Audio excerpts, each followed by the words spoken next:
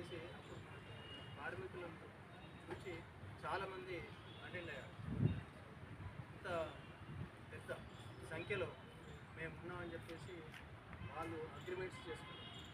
మనకు గ్రాడ్యుయేటీ పెంచుకున్నారు.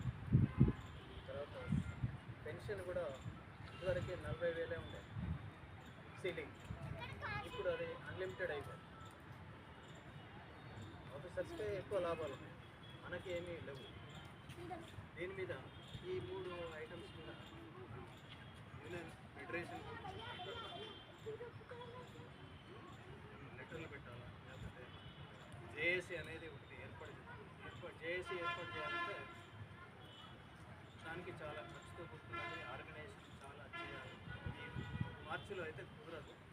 ఏప్రిల్ మేలో లీడర్స్ యూనియన్ లీడర్స్ని సంప్రదించి చేయాలన్నటువంటి విజ్ఞప్తి. దీని మీద మాట్లాడాలంటే అందరూ మాట్లాడాలి, అందరి అభిప్రాయాలు తెలపాలని చెప్పేసి కోరుకుంటున్నాను.